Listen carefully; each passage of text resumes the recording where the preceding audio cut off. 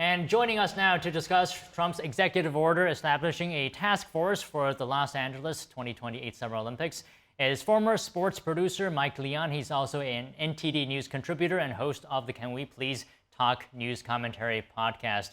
So, Mike, good to see you and in person today. I know. Good to see you. I'm not even lying. I was just thinking a couple days ago that it would be great if Mike came in. Here I am. And here you are. How are you doing? I'm good. I love talking about this topic because a lot of event planning that's gone on in the sports world is something that I have a lot of expertise in. So, perfect topic. You're definitely the right person to talk to about this. So what do you think is going to be different about this LA 28 Olympics under President Trump? Well, I mean, look, if history is any indicator, we just saw the DAZN FIFA Club Championships that happened down there in MetLife Stadium. So a lot of different teams coming here internationally. They got a little bit of a jump start on this process, right, with respect to the new immigration rules. You just did a segment on immigration before. We've seen already the Little League World Series, the team from Venezuela get denied some visas and having some issues. So I think starting a committee to talk about 2028, all of the planning that's going to go into it, because there's a lot of coordination, like you just read there before, from the state, local, federal agencies. We want to make sure these events are protected.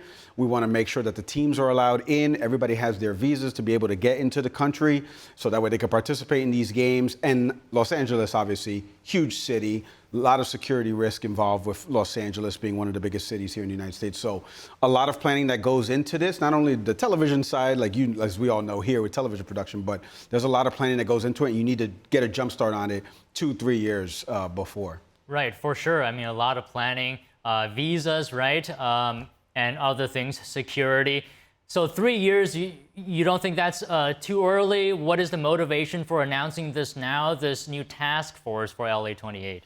Yeah, well, I think the motivation's kind of in line with all the other world events that are potentially coming to the United States. We're supposed to have the World Cup here in 2026 next year. So there's already talks about maybe there's logistical nightmares with respect to where some of these games will actually be held, the visa process. So I think the president seeing that, he just had last week a sports council with a bunch of athletes from across different sports at the White House. I'm sure some of them there mentioned, hey, like, we want to get a head start on some of these things. And I'm sure he's hearing from business leaders. Look, he plays golf, right? So there's a lot of folks that are in the golf space that work across all these other sports, Don. So they're in his ear. They're telling him, look, we need to plan some of these things a little bit better.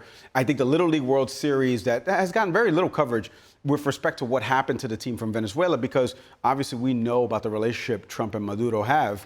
Not a great one. So that just being an example on a smaller scale of a team not being allowed entry, I think has caught the attention. I don't know that without speaking to anybody within the administration, but I feel like that has caught some attention. Let's plan ahead. World Cup next year is going to be the best indicator for how everything functions, and then carry some of that over into 2028.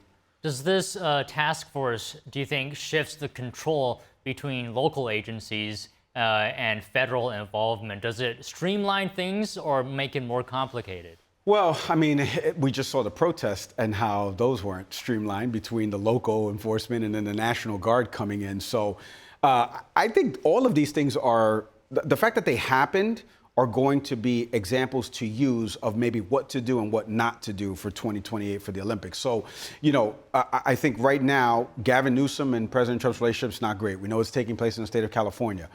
Obviously, he's going to have to coordinate and work with Gavin Newsom because we're going to need Karen Bass and the LAPD involvement in this. We're going to need state officials' involvement in this. So he's going to have to work with all of these Democrats. This is going to be bipartisan stuff, Don, that we're going to need done, because it's the protection of not only the athletes that are going to be competing, that are going to be traveling here, but all the people that are attending. A lot of people go to the Olympics. A lot of people go to the World Cup. People go to these events. They want to make sure they're safe and secure. We saw before the Super Bowl earlier this year, that incident that happened in New Orleans on Bourbon Street, a couple days before the Sugar Bowl. And the Super Bowl was happening, I want to say, like 3 or 4 days later. New Orleans is a major city as well. So seeing those type of events, I think, and the president went to the Super Bowl, I think seeing those type of events, everyone knows the calendar, the sports calendar, hey, 2028 is coming up.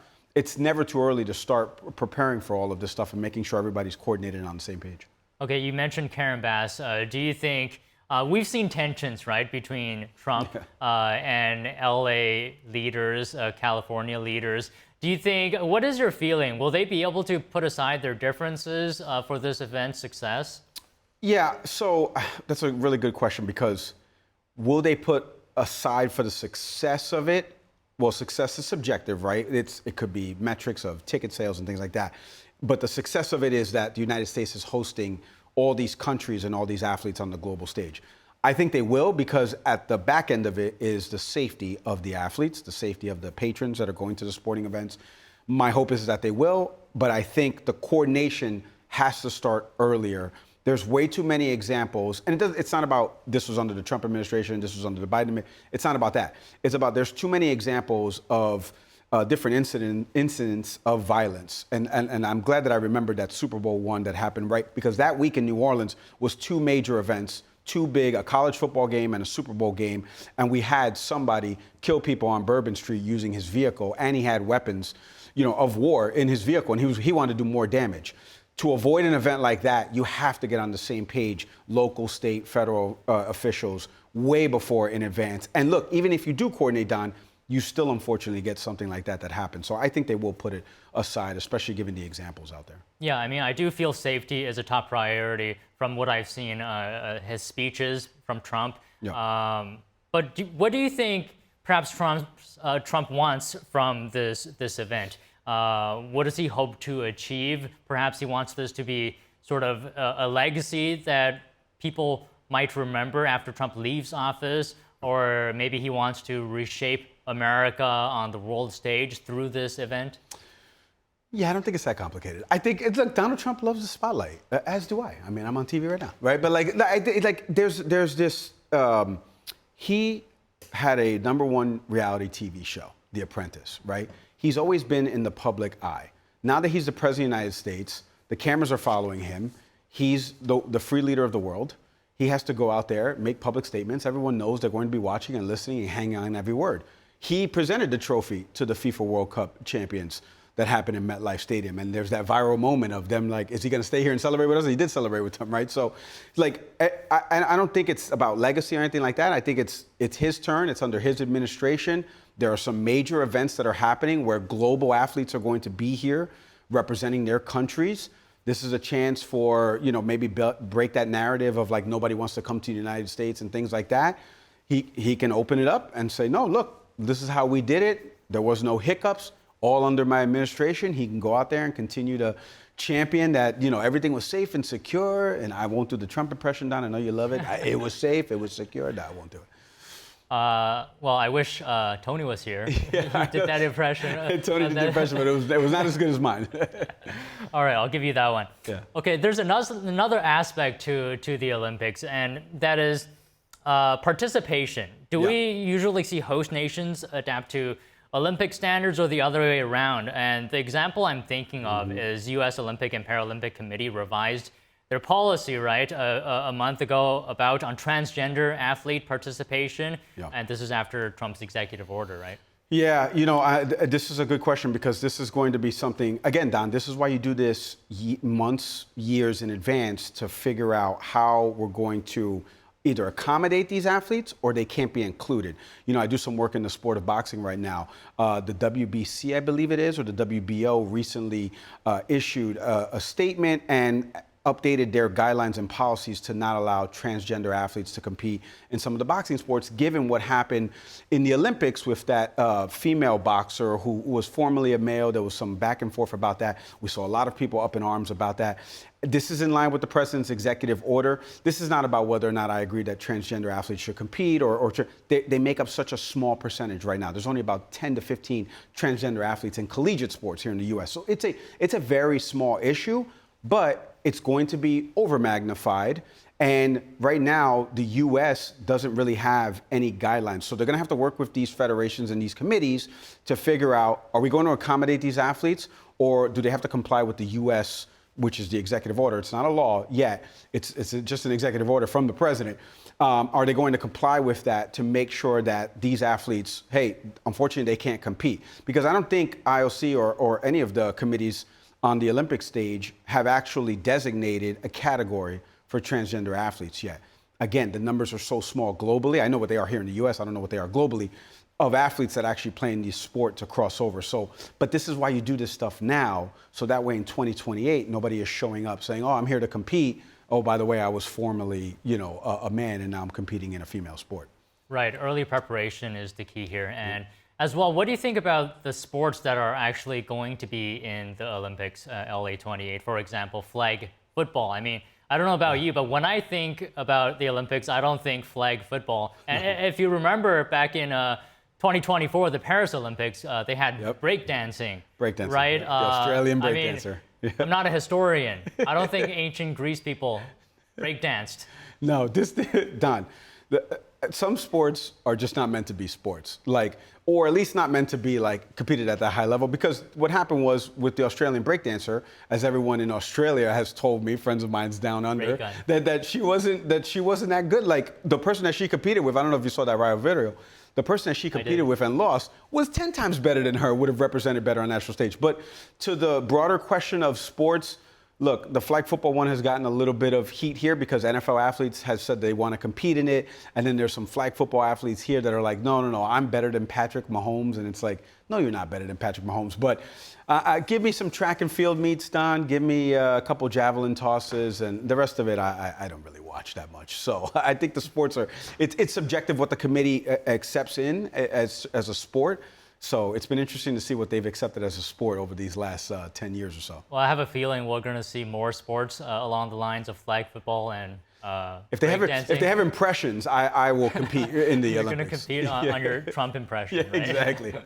Okay, I also wanted to get your thoughts on a slightly different topic about presidential fitness test. What kind of exercises does it include? Trump just announced it in an executive order a few days ago. Yeah. Do you think it's going to improve kids' health and fitness overall? What kind of opinions are surrounding national fitness standards? Yeah, I was just having lunch before with a friend of mine who's a middle school principal here in New York. So I was asking him a lot of these questions in terms of, hey, New York State does adhere to some of these things on the physical test.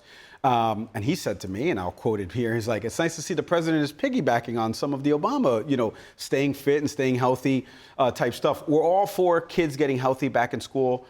Triple H, who's on the committee, and some other athletes. He's the famous WWE wrestler that you see over the president's left shoulder here in the shot. He had mentioned that fitness at an early age, and especially PE classes, and getting kids, not only so much what they're putting in their bodies, but what they're doing in school from a physical activity standpoint is paramount to how they'll live their lives, right? And be healthy kids, right? I'm all for that. And if the president wants to put this commission together, which he has with athletes across a couple different sports, although one of them's a golfer, so is that really an athlete? That's a skill more than a sport. But anyway, and he's putting this together, and he wants to bring back some elements of things that were instituted under Reagan and Eisenhower. I do agree with a lot of that in terms of what I just mentioned. Having a space for kids at school to participate in sports, play in these activities. Everybody used to roll their eyes when they would have PE classes back here in the U.S. Yeah, see, Don, I was the opposite. I was like, I can't wait to get to PE, get me out of, science or whatever. And here we are talking about politics and this. But I'm on board with the initiative. But again, I would like to see a little bit more of the expansion of what Obama did, which was adding the nutrition factor so kids learn a little bit more about what they're putting into their bodies in the cafeteria and things like that. I think if we collectively do that, this could be an issue that could actually unify some Democrats that I've had on my show and Republicans around this commission and this council and how it executes across states. Because remember, we're pushing things back to the states from an education standpoint. So that's the other thing. How is this administered across different states? Is it going to look different in Arkansas versus here in New York, as I just mentioned, what it's like differently here? So it's going to be interesting to see how this plays out for sure. So funny story, when I used to have PE class, the teacher, would ask you to change into gym strip, right? And I didn't really want to do that. I always wore jeans. So I put the gym strip over my jeans. Oh, Don, rookie mistake there. Okay. We need, if anybody has a photo of Don in the shorts over the jeans back in the day, we need that. No, it was long pants. Oh, long pants. Okay. I mean, I would be anxious if I were a kid and President Trump is bringing back these presidential fitness tests. I mean, do you think parents will be in support of this? I wish my wife was here on this panel because she hated PE class. But it is a good question, right? I think I think we're all on board with what I mentioned before, which is we want our kids to eat healthy and be healthy. Not every kid's going to play sports. We can't force kids to play sports, but we would like for them to not be lazy and at least work out because it's good health. It's good health. Like any doctor would tell you that. When Michelle Obama introduced as First Lady that almost like Play 60 style initiative that the NFL ended up embracing, it was really about being active for 60 minutes, right? A day, at least an hour a day. And I think piggybacking off of this, as long as we're not forcing kids into things that they don't want to do, right? Like Don doesn't want to do it. Well, I'm a lazy person, right. So I'm not a good benchmark. But Don, you look like you're in great shape, though. And I think that's the thing. As long as I think we're all on board with the two-tier part of this, right? What are they putting in their bodies? And then also, can we get them to move around and exercise? And that way, that's keeping up the physical fitness. We all have the watches that give us our steps a day. Everyone should try to at least maintain some type of physical activity throughout the day. And I think this is good for kids in school. And I know there are kids that look forward to it, like me. There are kids that don't look forward to it. But let's all do it. Yeah, I mean, there are some kids who are really competitive, like they're really into this. Yeah. It might scare off some other kids. I don't know. We'll find out. But we got to wrap up today. Thank you so much for coming on. It was a pleasure. Yeah, thanks for having me, Don.